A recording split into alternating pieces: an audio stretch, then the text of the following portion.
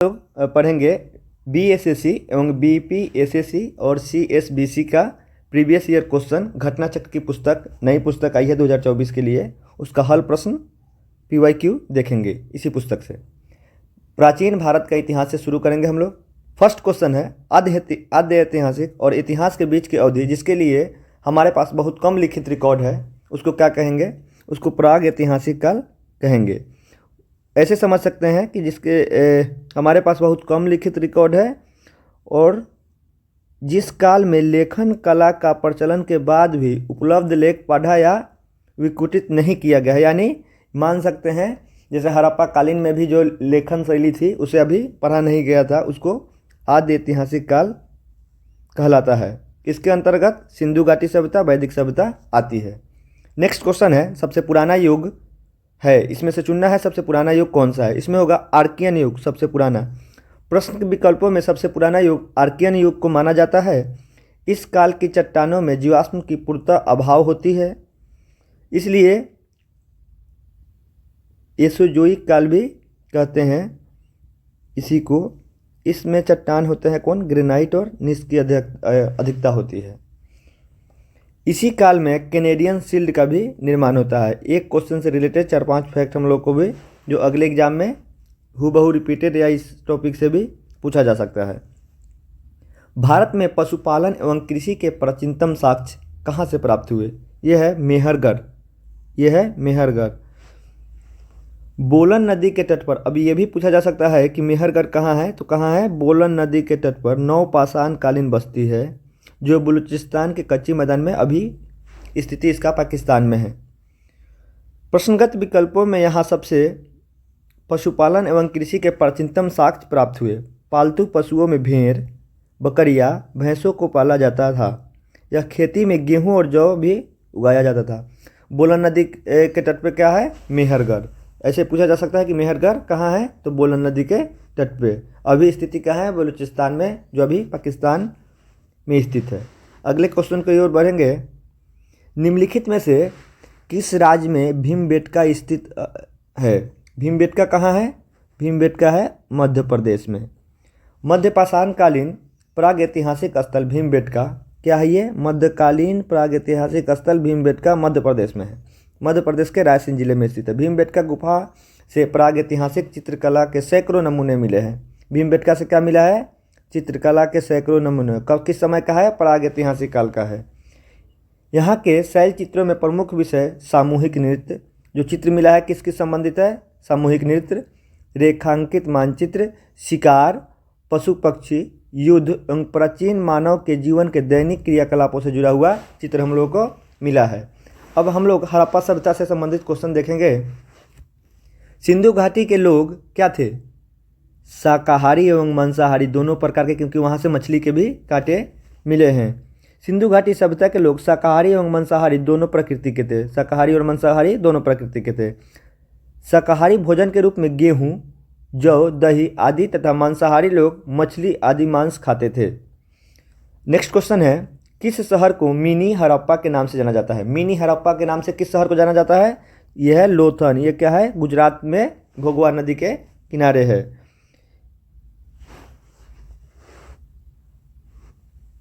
सिंधु घाटी सभ्यता से प्राप्त पशुपति सील पर किस जानवर का अंकन है?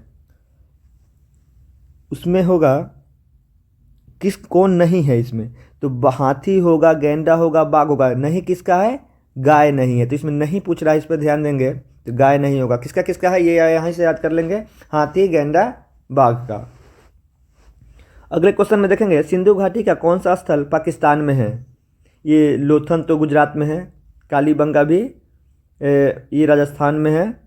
ये हड़प्पा जो होगा आलमगीरपुर उत्तर प्रदेश में हड़प्पा होगा। पाकिस्तान में कौन होगा? हड़प्पा। तो ये कहाँ है? लोथन कहाँ है? गुजरात में, कालीबंगा राजस्थान में और आलमगीरपुर यूपी में है। एक क्वेश्चन से अनेक जो ऑप्शन है उससे भी क्वेश्चन देखते रहेंगे हम लोग। सिंधु सभ्यता के निम्नलिखित स्थलों में से किस स्थल में गोदी डॉकयार्ड होने का प्रमाण मिला? डॉकयार्ड मतलब जहां नाव आके रुकते हैं। ये लोथन गुजरात में है। सिंधु घाटी सभ्यता के लोथन गुजरात में गोदी डॉकयार्ड प्रमाण मौजूद मिला है। लोथन का खोज कौन किया था? SR राव के निर्देशन में किया गया था लोथल में। ये डॉकयार्ड ऐसे समझ सकते हैं कि जहाँ समुद्र से व्यापार जो होता था वहाँ आके जहाँ नाव रुकती थी उसको डॉकयार्ड कहते हैं। मोहनजोदड़ो की तरह लोथल का भी अर्थ है मृतकों का टीला। लोथल का भी अर्थ क्या है? मृतकों का टीला पहले मोहनजोदड़ो को भी कहते हैं और लोथल का भी अर्थ वही होता है मृतकों का टीला। यह भोगवा नदी के निकट है। ये कहाँ है? गुजरात में। हड़प्पा स्थल किस नदी के तट पर अवस्थित है? हड़प्पा किस नदी के तट पर अवस्थित? ये होगा रावी। रावी। हड़प्पा किस नदी के तट पर स्थल है स्थित है? तो ये रावी नदी होगा। इसको मिलान करना है, देखेंगे सूची 1 को सूची 2 से मिलान करना है कौन कहाँ है। तो लोथल हो जाएगा गुजरात में, लोथल गुजरात में, कालीबंगा राजस्थान में। अब कभी कभी होता है यहाँ से ये भी देखेंगे कि अगर 2 मिल गया तो बाकी यहाँ से हम लोग देख सकते हैं कि कैसे इसको मिलान करना है। लोथल गुजरात में, रोपर पंजाब में, राखीगढ़ी हरियाणा में और कालीबंगा राजस्थान में। सिंधु घाटी के लोगों के बर्तन किससे बने होते थे? बर्तन जो था चिकनी मिट्टी, इसको क्ले भी कहते हैं। बर्तन जो उस समय का था किस चीज़ का बना हुआ था? क्ले, चिकनी मिट्टी का बना होता था। सिंधु घाटी सभ्यता के बर्तन क्ले, चिकनी मिट्टी, इन बर्तनों पर समानतः लाल चिकनी मिट्टी के लेप लगाकर उससे काले रंग से सुंदर चित्र बनाए जाते थे। सिंधु घाटी सभ्यता का निम्नलिखित में से कौन सा स्थान भारत में नहीं है? कौन सा स्थान भारत में नहीं है? तो अभी हम लोग आगे पढ़े थे ये क्वेश्चन। हड़प्पा जो है कहाँ है? पाकिस्तान में। बाकी का देखेंगे कहाँ है? लोथल गुजरात में, रोपर पंजाब में, बाकरकोट गुजरात में और हड़प्पा कहाँ है? साहिवाल पाकिस्तान में। सिंधु घाटी सभ्यता किसमें विशिष्टता रखती थी? अब ये क्वेश्चन है कि सिंधु घाटी किसमें विशिष्टता रखती थी? उसका नगर नियोजन जो था सबसे महत्वपूर्ण था। आधुनिक समाज में जो अभी हम लोग नगर नियोजन देते हैं उससे भी कहीं आगे उसका नगर नियोजन था। अगला क्वेश्चन देखेंगे, मोहनजोदड़ो का शाब्दिक अर्थ क्या है? ये पहले भी हम लोग क्वेश्चन देख चुके थे, मृतकों का टीला। मोहनजोदड़ो का शाब्दिक अर्थ क्या है? मृतकों का टीला। इसका एक्सप्लेनेशन भी देखेंगे। मोहनजोदड़ो को सिंधी भाषा में अर्थ होता है मृतकों का टीला। मोहनजोदड़ो वह प्रसिद्ध स्थान है जहाँ से सिंधु घाटी सभ्यता का अवशेष मिले हैं। इसकी खोज राखल दास बनर्जी 1922 में किए थे। यह दुनिया का सबसे पुराने नियोजित उत्कृष्ट शहरों में से एक माना जाता है। हड़प्पा पाकिस्तान के पंजाब प्रांत में एक पुरातात्विक स्थल है। हड़प्पा कहाँ है? पाकिस्तान के पंजाब प्रांत में। एक पंजाब भारत में भी है और एक पंजाब पाकिस्तान में भी है। सिंधु घाटी सभ्यता की खोज सर्वप्रथम यहीं से हुई थी। इस शहर का नाम के कारण सिंधु सभ्यता को हड़प्पा सभ्यता, इसी शहर के नाम के कारण इसको हड़प्पा सभ्यता भी कहा जाता है। मेसोपोटामिया शब्द का अर्थ है 2 नदियों के बीच का क्षेत्र। 2 नदियों का, ये मिस्र में पड़ता है।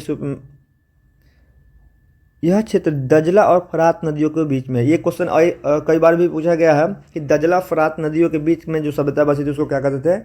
मेसोपोटामिया। सिंधु घाटी सभ्यता की मुख्य विशेषता है, ये हम लोग पहले भी क्वेश्चन देख सकते हैं, नगर नियोजन। नगर नियोजन। सिंधु घाटी सभ्यता के लोग पूजा करते थे।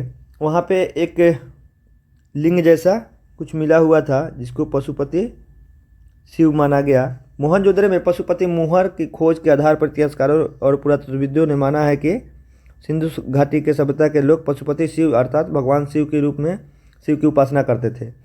शिव पशुओं के स्वामी हैं। पशुपति मुहर दाईं और गेंडे और भैंस तथा बाईं और हाथी एवं बाघ से गिरे। यहाँ से ये देखने वाली है क्या क्या है? उस पशुपति मुहर पे किसका चित्र मिला है? गेंडे का, भैंस का, हाथी का, बाघ का। इसमें गाय नहीं है इसलिए इंपॉर्टेंट यहाँ ध्यान रखेंगे। गेंडे, भैंस, हाथी और बाघ। योग मुद्रा में बैठे 3 मुख वाले देवता का वर्णन है। हाथी, बाघ, गेंडा और भैंस। हाथी, बाघ, गेंडा और भैंस। यहाँ से ये ध्यान रखेंगे। हड़प्पा सभ्यता के औजार एवं हथियार अधिकतर बने होते थे। किससे बने होते थे? तांबा और टीन और कांसा का। उस समय कांसा बनाना भी लोग जान चुके थे। क्या चीज़ से बना था? तांबा, टीना और कांसा से। मोहनजोदड़ो में सबसे बड़ा भवन कौन सा था? वो विशाल स्नानागार सबसे विशाल भवन था। प्रश्नगत विकल्पों में उत्खनन से प्राप्त सबसे बड़ा भवन विशाल स्नानागार था। हड़प्पा सभ्यता संबंधित है, किससे संबंधित है? कांस्य युग से, कांस्य युग से संबंधित है। हड़प्पा सभ्यता कांस्य युग से संबंधित है। इस युग में तांबा और टीन को मिलाकर कांसा निर्माण किया जाता था। इस युग का प्रमुख धातु क्या था? कांसा था। इसी कारण से इसे कांस्य युगीन सभ्यता भी कहा जाता है। वस्तुतः यह ताम्रपाषाणकालीन नगरीय सभ्यता थी। इसको ताम्रपाषाणकालीन नगरीय सभ्यता भी कहा जाता था। सिंधु घाटी सभ्यता, जिसे हड़प्पा सभ्यता के नाम से जाना जाता है, आधुनिक पूर्वोत्तर अफगानिस्तान से पाकिस्तान और उत्तर भारत में बढ़ी। ये भारत के कौन से हिस्से में? पाकिस्तान, अफगानिस्तान और उत्तर पश्चिम भारत के नक्शा में ऊपर की तरफ जो इलाका था वो संबंधित था। अब हम लोग पढ़ेंगे महाजनपद काल से संबंधित क्वेश्चनों को हम लोग देखेंगे। मगध की प्रथम राजधानी कौन सी थी? ये गिरिवर्ज थी। ये क्वेश्चन अभी भी हाल में बिहार एसआई के एग्जाम में भी पूछा गया था। मगध की प्रथम राजधानी गिरिवर्ज आधुनिक राजगीर थी। हर्यक वंश के शासक अजातशत्रु ने गंगा एवं सोन नदियों के संगम पर पाटलिपुत्र में दुर्ग बनाया और उसके पुत्र उदयन ने मगध की राजधानी गिरिवर्ज से पाटलिपुत्र लाया। इसमें ये देखेंगे, इंपॉर्टेंट ये है कि पाटलिपुत्र में प्रथम बार दुर्ग बनाया किसने? अजातशत्रु ने। प्रथम बार दुर्ग किसने बनाया? अजातशत्रु ने। लेकिन राजधानी वहाँ कौन लाया? उदयन ने। कौन लाया? उदयन ने। आगे बढ़ेंगे हम लोग। निम्नलिखित में से मगध के किस शासक ने गंगा नदी के तट पर पाटलिपुत्र नामक शहर बसाया? तो यहाँ देखना होगा, सबसे पहले जो दुर्ग बनाया कौन थे? अजातशत्रु। तो यहाँ अजातशत्रु होगा। अगर राजधानी वाला बात आएगी तो उदयन होगा। राजधानी परिवर्तन वाला बात होगा तो उदयन आएगा। ये फिर एक मिलाने वाला है कि 16 महाजनपद में किसकी राजधानी कहाँ थी। तो यहाँ देखेंगे अंग की राजधानी कहाँ होगी? अंग की राजधानी होगी चंपा। और काशी का बनारस, कौशल का श्रावस्ती और वत्स का कौशाम्बी। इसी हिसाब से मिला लेंगे। ये राजधानी हमेशा, ये इंपॉर्टेंट टॉपिक होता है कि महाजनपद के लोकेशन और वर्तमान स्थिति या राजधानी हमेशा पूछी जाती है। 6ठी शताब्दी ईसा पूर्व में गंगा नदी घाटी में कई जनपदों का उदय हुआ, जिसमें 16 प्रमुख थे जिन्हें महाजनपद कहा गया। महाजनपदों का उल्लेख बौद्ध के आगंतुक निकाय और जैन के भगवती सूत्र। ये भी क्वेश्चन पूछा जाता है कि महाजन पद का संबंधित किससे ग्रंथ से लिया गया है। तो ये आगंतुक निकाय में भी मिलता है और जैन ग्रंथ के भगवती सूत्र में भी मिलता है। दिए गए विकल्पों में अंग की राजधानी चंपा, इसकी चंपा का एक और नाम मालिनी भी है। काशी की राजधानी वाराणसी, कौशल की राजधानी श्रावस्ती और कुशावती या दक्षिण कौशल का वत्स राजधानी होगा। बिंदुसार के शासन के दौरान अशांति कहाँ थी? बिंदुसार के दौरान के तक्षशिला में अशांति थी।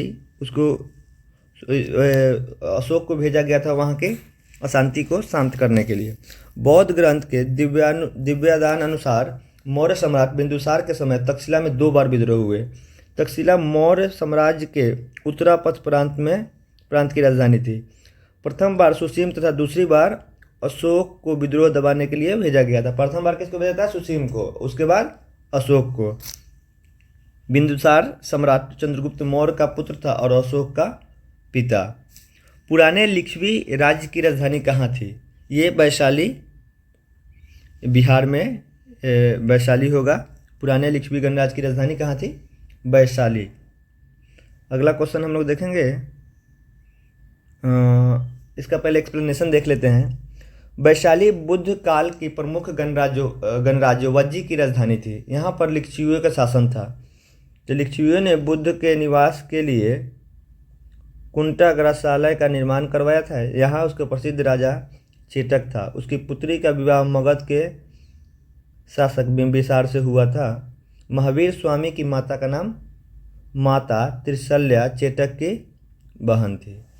अब हम लोग वैदिक संस्कृति के संबंधित क्वेश्चन देखेंगे। सत्यमेव जयते किस उपनिषद से लिया गया है? सत्यमेव जयते मुंडको उपनिषद से लिया गया है। ये मुंडको उपनिषद अथर्ववेद का उपनिषद है। मुंडको उपनिषद अथर्ववेद का। सत्यमेव जयते यहाँ से लिया गया। इसमें से चुनना है कहाँ से लिया गया है। तो मुंडक उपनिषद अभी हम लोग ऊपर देखे हैं। संग्रहित का अर्थ होता है ये कोषाध्यक्ष होता है। संग्रहित करना मतलब कोषाध्यक्ष का काम होता है, उसमें नाम है उनका।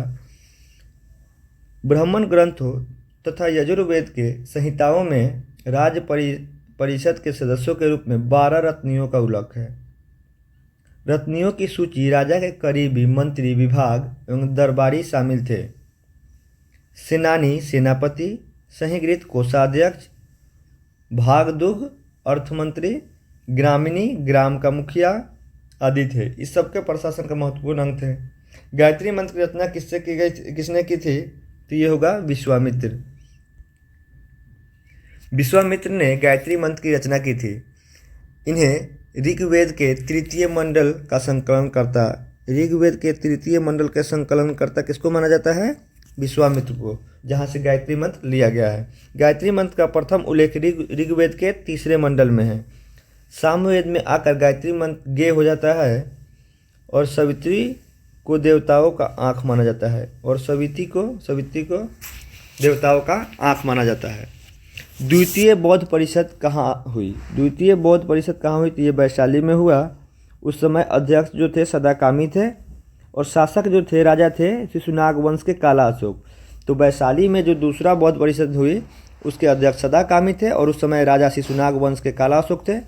इस परिषद में बौद्ध धर्म के 2 भागों में महासंघिका और अस्थावीर में बच गया।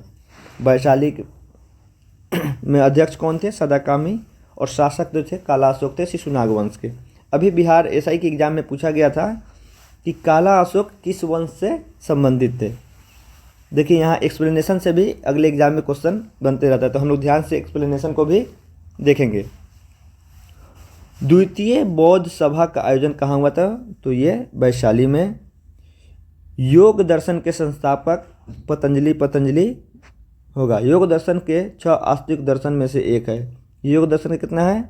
आस्तिक दर्शन 6 दर्शन है। उसके संस्थापक पतंजलि मुनि हैं।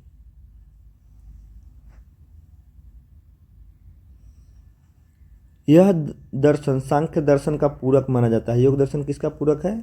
सांख्य दर्शन का पूरक है। वैदिक काल में योग दर्शन को प्रोत्साहन देने वाला कौन था? पतंजलि होंगे इसका आंसर। मान्यता के अनुसार महाभारत की लड़ाई कुरुक्षेत्र में कितने दिनों तक चली? 18 दिनों तक चली। वैदिक देवता इंद्र वर्षा एवं मेघ गर्जन के देवता है। ये तो सब कोई जानते ही होंगे।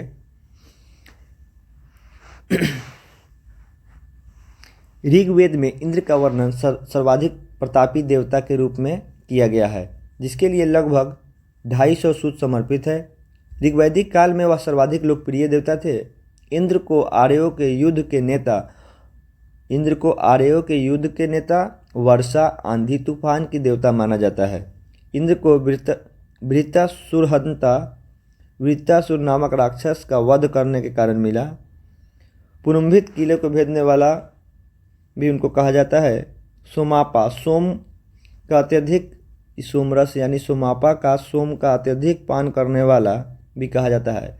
सतक्रंतु भी 100 यज्ञ करने वाला भी इंद्र को ही कहा जाता है। संस्कृत व्याकरण का पिता किसे कहा जाता है? तो ये पाणिनि होगा। संस्कृत व्याकरण का पिता पाणिनि को कहा जाता है। इन्होंने अष्टाध्यायी नामक संस्कृत का व्याकरण ग्रंथ लिखा, जिसमें 8 अध्याय और 4 17 सूत्र है। इसी अतुलनीय योगदान के कारण इसे उपाधि दी गई है। ये व्यवस्था है जिसमें गृहस्थ जीवन, वानप्रस्थ, संन्यास और ब्रह्मचर्य के बारे में बात की गई। कब से कौन सा है? तो ये देखने से क्या लगता है कि ब्रह्मचर्य होगा। जन्म से 25, गृहस्थ होगा 25 से 50, वानप्रस्थ होगा 50 से 75 और 75 से 100। अब तो उतना टाइम जिएंगे नहीं, उससे पहले ही संन्यास से पहले ही निपट जाएंगे। अब अगले क्वेश्चन देखेंगे हम लोग। निम्नलिखित में से वेदों का सही कालक्रम, जो हम लोग का वेद है तो सबसे पहले हो जाएगा ऋग्वेद, सामवेद, यजुर्वेद और अथर्ववेद। ऋग्वेद, सामवेद, यजुर्वेद और अथर्ववेद। उपनिषदों को वेदांग के रूप में भी जाना जाता है। उनकी संख्या कितनी है? 108। अरण्यक का ही यह विशिष्ट भाग उपनिषद है। वैदिक साहित्य के अंतिम भाग में परिणत होने के कारण इसे वेदांग कहा जाता है। सामान्यतः इसकी संख्या 108 मानी जाती है। निम्नलिखित को मिलाइए। ये जो पुराने काल में जो नदी थे उसके पुराने नाम क्या है वो हम लोगों को देखना है। विस्तरा झेलम का नाम है, अश्कनी चिनाब का, परुष्णी रावी का और विपाशा व्यास का ये नाम है। ये मिलाना है। अगले क्वेश्चन की तरफ हम लोग देखेंगे। ऋग्वेद में किस पशु को अघन्यता घोषित किया गया? जिसको मारा ना जाए तो गाय को है ऋग्वेद में अघन्य घोषित किया गया है, ये गाय को। अब हम लोग बौद्ध धर्म से संबंधित क्वेश्चन देखेंगे। बौद्ध धर्म के संस्थापक कौन थे? तो ये गौतम बुद्ध होंगे। बौद्ध धर्म के संस्थापक गौतम बुद्ध का जन्म 563 ईस्वी कपिलवस्तु के निकट लुम्बिनी नामक स्थान पे वैशाख पूर्णिमा, ये अभी नेपाल में पड़ता है, वैशाख पूर्णिमा के दिन लुम्बिनी में हुआ था। ये कहाँ है अभी वर्तमान स्थिति? नेपाल में। 29 वर्ष की अवस्था में सिद्धार्थ ने, इनका बचपन का नाम क्या था? सिद्धार्थ, महानिष्कर्मण अर्थात गृह त्याग किया और 35 वर्ष की अवस्था में बोध गया में ज्ञान की प्राप्ति हुई। जन्म कहाँ हुआ? लुम्बिनी जो अभी नेपाल में है। ज्ञान की प्राप्ति 35 वर्ष की अवस्था में बोध गया में। घर छोड़े 29 वर्ष की अवस्था में, जिसे महानिष्कर्मण कहा गया। बौद्ध ग्रंथों में गृह त्याग से ज्ञान प्राप्त करने के बीच की अवधि को आर्यपरेशना कहा गया। आर्यपरेशना कहा गया। सारनाथ में प्रथम उपदेश सारनाथ में 5 शिष्यों को उपदेश दिया, जिसे बौद्ध ग्रंथों में धर्मचक्र प्रवर्तन कहा गया है। महात्मा बुद्ध ने कहाँ महापरिनिर्वाण की प्राप्ति की थी? माने एक तरह से मृत्यु को महापरिनिर्वाण कहा गया है। ये कुशीनगर यूपी में पड़ता है। महात्मा बुद्ध ने कुशीनगर या कुशीनरा उस समय नाम था उसका, महानिर्वाण की प्राप्ति हुई। वह अपने अंतिम समय में बौद्ध मत के प्रचार करते हुए मल्लों की राजधानी पावा पहुँचे, जहाँ चुंद नामक लुहार के अम्र वाटिका में ठहरे। उस बुद्ध को सुअर मदव खाने को दिया, जिससे अति रक्तस्राव हुआ और वहीं उनकी मृत्यु हो गई। किसने? 80 वर्ष की अवस्था में उन्हें शरीर को त्याग किया। बौद्ध धर्म में इस क्या कहता है? महापरिनिर्वाण। महापरिनिर्वाण कहाँ हुई थी? कुशीनारा यूपी में। भगवान बुद्ध ने ज्ञान के प्राप्त करने के लिए लंबे वर्षों तक तपस्या और साधना में व्यतीत किया। कहाँ? तो गया में। बोध गया में ज्ञान की प्राप्ति हुई। तो 29 वर्ष से लेकर 35 वर्ष की आयु तक वहीं पे तपस्या किए थे। अगले क्वेश्चन देखेंगे। ये फिर मिलाने वाला है।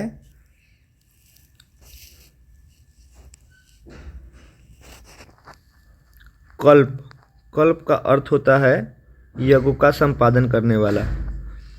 निरुक्त का अर्थ होता है शब्दों की व्युत्पत्ति। छंद का अर्थ होता है मंत्र। और शिक्षा का शुद्ध आचरण। वेदों को समझने के लिए वैदिक कर्मकांडों के प्रतिपादन में सहायता के लिए जिन नवीन साहित्यों की रचना हुई उसमें उसे वेदांग कहा गया। इसकी संख्या 6 है, जिसमें शिक्षा, कल्प, व्याकरण, निरुक्त, छंद एवं ज्योतिषी। इसमें कल्प का विषय यज्ञ का प्रतिपादन, कल्प का विषय जो है यज्ञ का संपादन करना, निरुक्त का विषय शब्दों की व्युत्पत्ति समझना और छंद विषय मंत्र से संबंधित है और शिक्षा का संबंध शुद्ध आचरण से है। व्याकरण का संबंध भाषा संबंधित समस्त नियमों से तथा ज्योतिष का संबंध ग्रहों से संबंधित और नक्षत्रों के स्थिति के अध्ययन से है। वज्रयान संप्रदाय किससे संबंधित है? तो वज्रयान संप्रदाय बौद्ध से संबंधित है। वज्रयान संप्रदाय बौद्ध से संबंधित है। वज्रयान संप्रदाय का संबंध बौद्ध धर्म से है। यह बौद्ध दर्शन और अभ्यास का एक जटिल और बहुमुखी प्रणाली है। यह तंत्र मंत्र पर आधारित है और इसका भारत और पड़ोसी देश में विशेषकर तिब्बत में प्रसार है। वज्रयान संप्रदाय का वज्रयान के प्रमुख ग्रंथ वज्रशेखर सूत्र एवं महावैचरोचन तंत्र है। गौतम बुद्ध के संवादों की भाषा क्या थी? ये पाली थी। गौतम बुद्ध के संवादों की भाषा क्या थी? तो पाली थी। अगले क्वेश्चन देखेंगे हम लोग। बुद्ध से संबंधित अवतारों से जुड़े प्रतीकों में सपूत का प्रतीक क्या है? ये मृत्यु से है कि मृत्यु होने के बाद उनके अवशेषों पर जो टीला बनाया उसे सपूत का, ये मृत्यु से संबंधित है। मृत्यु, सपूत, जन्म कमल से, गृह त्याग घोड़ा से, महाबोधि वृक्ष जहाँ ज्ञान की प्राप्ति हुई। प्रथम प्रवचन धर्मचक्र प्रवचन जो सारनाथ में हुआ था। भारत से बौद्ध धर्म की शुरुआत कश्यप मतंगा ने की थी। भारत से बौद्ध धर्म की शुरुआत कश्यप मतंगा ने किस वर्तमान देशों में की थी? ये चीन में गए थे। कश्यप मतंगा एक भारतीय बौद्ध भिक्षु थे जो सर्वप्रथम चीन में बौद्ध धर्म पहुंचाया। मतानुसार वे लगभग 67 ईस्वी में हान राजवंश के शासक मिंग के निमंत्रण पर, उस समय चीन के जो राजा थे हान राजवंश के थे और उसका नाम क्या था? मिंग के निमंत्रण पर चीन गए थे। ऐसा माना जाता है कि मिंग ने बुद्ध को स्वप्न में देखा और उनकी शिक्षाओं को चीन लाने के लिए दूत भेजा। ये दूत मतंगा एवं धर्मरत्न को सफ़ेद घोड़े के ऊपर बैठाकर चीन ले गए। कौन कौन गए थे?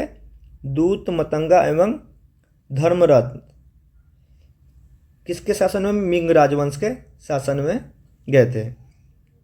इसलिए सम्राट इसके निवास हेतु बनाए गए मठ को श्वेत अश्व मंदिर, उसे श्वेत घोड़ा पे गए थे तो उसके नाम से एक मंदिर ही बना दिया जिसका नाम था श्वेत अश्व मंदिर।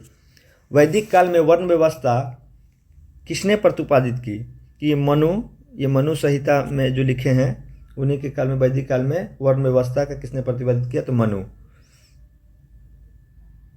प्रश्नगत विकल्प में वैदिक काल में वर्ण व्यवस्था का प्रतिपादन मनु ने किया था। इसके द्वारा रचित मनुस्मृति के 4 वर्णों का वर्णन मिलता है। ब्राह्मण, पुजारी, शिक्षक, विद्वान आदि। क्षत्रिय, योद्धा, सैनिक, प्रशासक। वैश्य, व्यापारी, शूद्र, सेवा प्रदाता आदि। ये चारों वर्ण एक दूसरे के पूरक एवं सहयोगी के तौर पर काम करते थे। ध्यान देने वाली बात है कि चारों वर्णों में का प्रथम उल्लेख ऋग्वेद के पुरुष सूक्त में मिलता है। चारों वर्णों का प्रथम उल्लेख ऋग्वेद के पुरुष सूक्त में मिलता है। गौतम बुद्ध ने अपना प्रथम उपदेश कहाँ दिया था? गौतम बुद्ध ने अपना प्रथम उपदेश कहाँ दिया था? तो हम लोग आगे पढ़े थे सारनाथ में। बोध गया बुद्ध धर्म के पीपल के ज्ञान की प्राप्ति हुई थी लुम्बिनी। यहाँ लुम्बिनी जन्मस्थल है, नेपाल में स्थित है। भगवान बुद्ध को ज्ञान की प्राप्ति कहाँ हुई थी? तो ये हो गया बोध गया में। बुद्ध को प्रबोध कहाँ प्राप्त हुआ था? ये बोध गया में। गौतम बुद्ध द्वारा धर्मचक्र प्रवर्तन कहाँ? ये सारनाथ में। त्रिपिटक धार्मिक ग्रंथ है, किससे संबंधित है? बौद्ध धर्म से। त्रिपिटक बौद्ध धर्म का प्रमुख ग्रंथ है जिसमें सभी बौद्ध संप्रदाय मानते हैं। यह बौद्ध धर्म का प्राचीनतम ग्रंथ त्रिपिटक, जिसमें भगवान बुद्ध के उपदेश संग्रहित थे, उसे क्या कहते हैं? त्रिपिटक।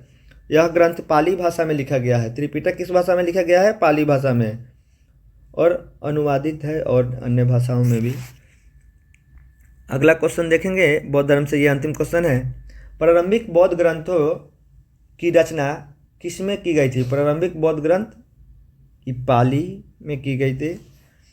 अब जैन धर्म से संबंधित क्वेश्चन देखेंगे। महावीर का जन्म कब हुआ था? ये है 540 ईसा पूर्व। कुछ स्रोतों के अनुसार जैन धर्म का वास्तविक संस्थापक 24वें तीर्थंकर महावीर का जन्म 540 ईस्वी में वैशाली के निकट कुंडग्राम नामक स्थान पर हुआ था। यद्यपि वर्तमान में इसके जन्म तिथि 599 ईस्वी पूर्व होने की अधिक मत प्राप्त है। तो ये ऑप्शन के हिसाब से जाएंगे 540, या ये ज़्यादातर मानता है 599 ईसा पूर्व को ही माना जाता है। ये यात्रिक कुल के क्षत्रिय थे। इन्होंने अपना उपदेश पावा में दिया। यशोदा इनकी पत्नी और प्रियदर्शना इनकी पुत्री थी। इनके पिता सिद्धार्थ और माता त्रिशल्या। पिता सिद्धार्थ, माता त्रिशल्या, पत्नी यशोदा और पुत्री का नाम प्रियदर्शना थी। महावीर स्वामी का जन्म कहाँ हुआ? तो ये कुंडग्राम है, वैशाली और मुजफ्फरपुर के बॉर्डर पे गांव पड़ता है। निम्नलिखित में से कौन जैन ग्रंथ के 23वें तीर्थंकर? 23वें तीर्थंकर होंगे पार्श्वनाथ। 23वें तीर्थंकर। जैन धर्म में 24 तीर्थंकर हुए हैं। तीर्थंकर को क्या कहते हैं? अरिहंत भी कहा जाता है। अरिहंत भी कहा जाता है। मूलतः यह शब्द अरिहंत शब्द से संबंधित है, अहर्त शब्द से संबंधित है। अरिहंत का अर्थ होता है अपने भीतर के शत्रु को, अरिहंत का मतलब होता है अपने भीतर के शत्रु को मारने वाला।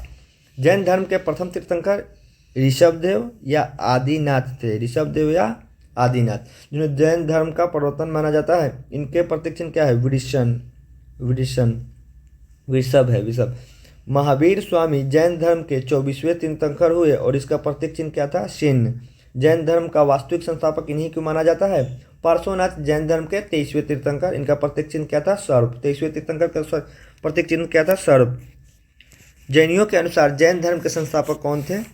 ये ऋषभदेव प्रथम तीर्थंकर, और 24वें कौन से? महावीर। अब मौर्य काल से संबंधित प्रश्न हम लोग यहाँ देखेंगे। अशोक के समय में कौन सी बौद्ध संगति हुई? तो ये होगा तीसरी, जो पाटलिपुत्र में हुआ होगा। द्वितीय कहाँ हुआ था? हम लोग पढ़े थे, याद कीजिए, वैशाली में, काला अशोक के काल में, सदाकामी की अध्यक्षता में। और हम लोग यहाँ क्या देख रहे हैं? अशोक के समय में कौन सी बौद्ध संगति हुई थी? तो तीसरी। तृतीय बौद्ध संगति मौर्य साम्राज्य अशोक के शासनकाल में पाटलिपुत्र के अशोका नामक बिहार में हुई थी। संभवतः यह संगति सम्राट अशोक के संरक्षण में आयोजित की थी, परंतु अशोक के शिलालेख में इसका कोई उल्लेख नहीं है। मोगलीपुत्र तिष्ठ इसके अध्यक्ष थे। अध्यक्ष इस समय वैशाली वाला में सदाकामी, और इसमें कौन थे? मोगलीपुत्र तिष्ठ। इस संगति में अधिधम्म पिटक का अभिधम्म पिटक का संकलन हुआ। पाटलिपुत्र में जो संगति हुई थी उसमें। समहर्ता कौन थे? ये खराची हैं। मौर्य काल में राजस्व विभाग के प्रधान अधिकारी समहर्ता आज भी जिला में होते हैं। समहर्ता यह प्रमुख कार्य राजस्व का इकट्ठा करना है। इनका काम क्या था? राजस्व का आय व्यय का ब्यौरा रखना, वार्षिक बजट तैयार करना। समहर्ता के अधीन अनेक अध्यक्ष होते थे और अपने विभाग के राजकीय करों को एकत्रित करते थे और व्यापार एवं व्यवसाय का संचालन करते थे। अशोक के शिलालेख को सर्वप्रथम 1837 में किसने पढ़ा था? तो ये जेम्स प्रिंसेप थे। जेम्स प्रिंसेप ने सर्वप्रथम 1837 में अशोक के शिलालेख को पढ़ने में विकुटन करने में सफलता प्राप्त हुई, किंतु इन्होंने देवानाम प्रिय की पहचान सिंघल राजा तिष्ठ से कर डाली। ये श्रीलंका के राजा थे उस समय, उनको लगा कि ये उनका नाम है देवानाम प्रिय। कालांतर में यहाँ मॉस्की से प्राप्त लेख में अशोक का नाम पढ़ा गया। आगे देखेंगे, किस राजा के काल में सारनाथ में सिंह स्तंभ पाया गया? किस राजा के काल में सारनाथ का शीर्ष स्तंभ पाया गया? ये किसके काल में है? अशोक काल का है। सारनाथ का स्तंभ का निर्माण अशोक ने करवाया था, जो अभी भारत का राजकीय चिन्ह है। इस स्तंभ के शीर्ष पर सिंह आकृति बनी है, जो शक्ति का प्रतीक है। किसका प्रतीक है? शक्ति का। इस कृति को भारत सरकार ने अपने प्रतीक चिन्ह के रूप में लिया है। यह स्तंभ मौर्य युगीन वास्तुकला का सबसे उत्कृष्ट उदाहरण है। मेगास्थनीज चंद्रगुप्त मौर्य के काल में कौन था? क्या थे ये? राजदूत थे। मेगास्थनीज सेल्यूकस निकेटर का राजदूत था। चंद्रगुप्त मौर्य की राज्यसभा में भेजा गया यूनानी दूत था। इसके पूर्व वह आराकोसिया के छप्रक राज के भी सेल्यूकस निकेटर का राजदूत रह चुका था। मेगास्थनीज काफ़ी समय तक मौर्य दरबार में निवास किया। भारत में उसने जो कुछ देखा सुना उसे इंडिका नामक पुस्तक में लिखा। कौन? मेगास्थनीज। किसका राजदूत था? सेल्यूकस निकेटर का। चंद्रगुप्त मौर्य के साम्राज्य की राजधानी कहाँ थी? तो पाटलिपुत्र। सबसे पहले कौन लाया था पाटलिपुत्र राजधानी? उदयीन। वहाँ दुर्ग कौन बनाया था? काला अशोक। यहाँ से ये भी ध्यान रखेंगे। मौर्य समाज का संस्थापक चंद्रगुप्त मौर्य था। इसकी राजधानी पाटलिपुत्र थी। चंद्रगुप्त मौर्य 321 ईसा पूर्व में इस साम्राज्य का स्थापना किया। 321 ईसा पूर्व में सम्राट चंद्रगुप्त मौर्य का शासनकाल लगभग 321 से 297 ईसा पूर्व तक चला। चंद्रगुप्त मौर्य ने जैन गुरु भद्रबाहु से जैन धर्म की दीक्षा ली। अशोक महान पुत्र था किसका? बिंदुसार का। अशोक महान पुत्र था। इसके माता का नाम शुद्रधाग्री थी। धम्मा चंपा की एक ब्राह्मण कन्या थी। 269 ईसा पूर्व में अशोक का राज अभिषेक हुआ। वह मगध के सिंहासन पर बैठा। राजा अभिषेक के 90वें वर्ष 261 ईसा पूर्व में उसने प्रसिद्ध कलिंग अभियान का शुरुआत किया। उसके पिता बिंदुसार को तिब्बती ग्रंथ में कलियुर के अनेक नगरों का विजेता बताया गया। बिंदुसार को तिब्बत में भी अनेक नगरों का विजेता बताया गया है। बिंदुसार को अमित्रघात या शीर्षसेन भी कहा जाता था। अभी बिहार एसआई का एग्जाम हुआ, उसमें भी ये भी पूछा था। बिंदुसार को अमित्रघात या सिहसेन भी कहा जाता है। अमित्रघात किसे कहा जाता था, ये क्वेश्चन पूछा गया। इसमें दो ऑप्शन थे, बिंबिसार या बिंदुसार। तो काफ़ी लोग उसमें कन्फ्यूजन होते हैं, तो बार बार जब क्वेश्चन लगाइएगा इस तरीके से एक्सप्लेनेशन देखिएगा तो ये गलती नहीं होगा। इसे कहते हैं जानते हुए क्वेश्चन गलत किस तरीके से होता है। अगले क्वेश्चन देखेंगे, प्राचीन भारत में प्रसिद्ध शासक जिसने अपने जीवन के अंत समय में जैन धर्म ग्रहण किया, तो अभी ऊपर देखे थे कौन होंगे, चंद्रगुप्त मौर्य। जैन धर्म के मान्यता के अनुसार चंद्रगुप्त मौर्य ने अपने जीवन के अंतिम काल में जैन धर्म को स्वीकार कर लिया था। अशोक के शिलालेख लिखे गए हैं, तो ये होगा तीनों ग्रीक, खगोष्ठी, अरमाइक। संस्कृत में उस समय कोई चर्चा नहीं है। अशोक के ज़्यादातर शिलालेख प्राकृतिक, ग्रीक एवं अरमाइक भाषाओं में लिखे गए हैं। ज्ञात हो कि प्राकृतिक भाषा का लेख मुख्यतः खरोष्ठी तथा ब्राह्मणी लिपि में लिखे गए हैं। विकल्पों में खरोष्ठी लिपि एक है, स्वयं अन्य 3 भाषाएं हैं। यद्यपि अशोक के शिलालेख संस्कृत में नहीं लिखे गए हैं। महान सम्राट अशोक किस राजवंश से संबंधित है, तो ये हो जाएंगे मौर्य वंश के। महान सम्राट अशोक मौर्य वंश से संबंधित है। वह मौर्य साम्राज्य के संस्थापक चंद्रगुप्त मौर्य के पुत्र बिंदुसार के पुत्र था। अशोक के शिलालेख का इतिहास जानने के लिए मुख्य साधन मान्यतानुसार कलिंग विजय 266 ईसा पूर्व, भीषण रक्तपात से दुखी होकर बौद्ध धर्म और अहिंसा का मार्ग चुना, किसके बाद, कलिंग युद्ध के बाद। अगला क्वेश्चन देखेंगे, निम्नलिखित में से किस सम्राट के 2 कड़े कानून व्यवहार समानता और दंड समानता लगाए गए, ये होंगे अशोक। व्यवहार समता एवं दंड समता क्या था इसमें देखेंगे। मौर्य सम्राट अशोक ने अपने राज्य में व्यवहार समता और दंड समता का विधान किया था। व्यवहार समता का तात्पर्य था कि सारी प्रजा विधि के समक्ष समान व्यवहार प्राप्त होगा, तथा दंड समता का तात्पर्य था कि धर्म, जाति, वंश भेदभाव के भाव के बिना अपराध का दंड भी समान रूप से मिलेगा, कोई विशेष छूट नहीं होगा। किसने लगाया था, अशोक ने। निम्नलिखित में से किस भाषा का प्रयोग अशोक ने प्रशासनिक और सामाजिक उद्देश्यों के लिए किया, तो सामाजिक कामों में प्राकृतिक भाषा। अशोक के स्तंभ लेख ज़्यादातर प्राकृतिक भाषा और ब्राह्मी लिपि में लिखे गए हैं, जिससे स्पष्ट होता है कि अशोक के समय में प्रशासनिक और सामाजिक उद्देश्यों के लिए प्राकृतिक भाषा का प्रयोग होता था।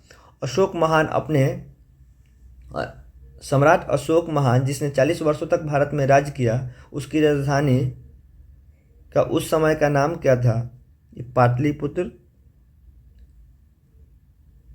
सम्राट अशोक की राजधानी मगध में पाटलिपुत्र वर्तमान पटना रही है, तथा उज्जैन और तक्षशिला क्षेत्रीय राजधानी थी। उज्जैन और तक्षशिला क्षेत्रीय राजधानी के रूप में जानी जाती थी। अशोक भारत के महान शासक थे जिसके दादा का नाम चंद्रगुप्त मौर्य और पिता का नाम बिंदुसार था। सम्राट अशोक बौद्ध धर्म के समर्थक तथा एशिया और अन्य महाद्वीपों पर बौद्ध धर्म के प्रचार प्रसार में भी सहयोग किया था। इन्होंने एशिया के अलावा अन्य महाद्वीपों में भी बौद्ध धर्म का प्रचार किया। अब हम लोग पढ़ेंगे मौर्योत्तर काल से संबंधित प्रश्न देखेंगे। ईसा पूर्व 2री शताब्दी में शूद्रक के मृगकटिकम नामक प्रसिद्ध नाटक की रचना की, जो संस्कृत भाषा में है। मृगकटिकम का अर्थ क्या था, मिट्टी की छोटी गाड़ी। शूद्रक द्वारा लिखी गई पुस्तक है मृगकटिकम। इसका अर्थ था मिट्टी की छोटी गाड़ी। मृगकटिकम का अर्थ है मिट्टी की छोटी गाड़ी। शूद्रक ने ईसा पूर्व 2री शताब्दी में मृगकटिकम नामक पुस्तक या प्रसिद्ध नाटक की रचना की। यह संस्कृत भाषा में, मृगकटिकम किस भाषा में है, संस्कृत भाषा में। इस नाटक में ब्राह्मण चारुदत्त एवं प्रसिद्ध गणिका वसंत सेना की प्रेम कहानी।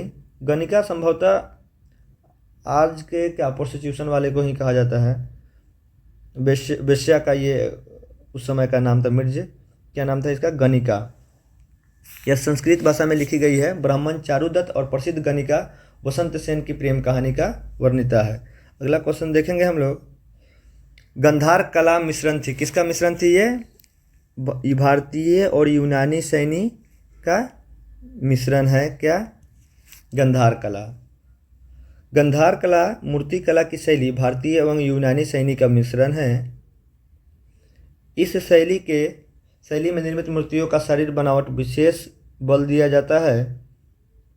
माने गठा हुआ शरीर रहता है गंधार कला का। इस शैली की विकास मुख्यतः मौर्योत्तर काल में हुआ और कुषाण काल में यह विकसित अवस्था में पहुंच गई। शुरुआत हुआ मौर्योत्तर काल में और काफ़ी विकसित अवस्था में कब पहुंचा? कुषाण काल में। यह शैली यथार्थवादी है। कनिष्क राजा थे कुषाण वंश के। कनिष्क राजा थे किस वंश के? कुषाण वंश के। कनिष्क कुषाण वंश के सर्वाधिक शक्तिशाली राजा थे। सत्तासीन होने पर कनिष्क ने 78 ईस्वी में शक संवत चलाया। शक संवत किसने चलाया? शक संवत किसने चलाया? तो कनिष्क ने चलाया। कब? 78 ईस्वी में, जिसका प्रयोग भारत सरकार द्वारा शक संवत को किया जाता है। कनिष्क के ही शासनकाल में कश्मीर के कुंडल वन में चतुर्थ बौद्ध संगति, हम लोग दूसरा देख चुके हैं, तीसरा देख चुके हैं, पहला देख चुके हैं, ये है चतुर्थ बौद्ध संगति। किसके काल में? कनिष्क के काल में। किसकी अध्यक्षता में? वसुमित्र की अध्यक्षता में। कनिष्क के दरबार में अशोक घोष, नागार्जुन, चरक जैसे विद्वान रहते थे। कुषाणों की प्रारंभिक राजधानी पेशावर या पुरुषपुर आधुनिक पाकिस्तान थी, जबकि बाद में इसे मथुरा स्थानांतरित। कनिष्क के शासन काल में राजधानी थी पेशावर, बाद में इसको मथुरा भी स्थानांतरित यानी ट्रांसफर किया गया था। महान सम्राट कनिष्क किससे संबंधित है? कनिष्क ये कुषाण वंश से संबंधित थे। शक संवत प्रथम मास क्या होता है? ये चैत, जो अभी हम लोग चैत जो सुनते हैं हिंदी वाला, ये शक संवत का प्रथम मास चैत ही होगा। अंतिम क्या होगा? फागुन लगभग।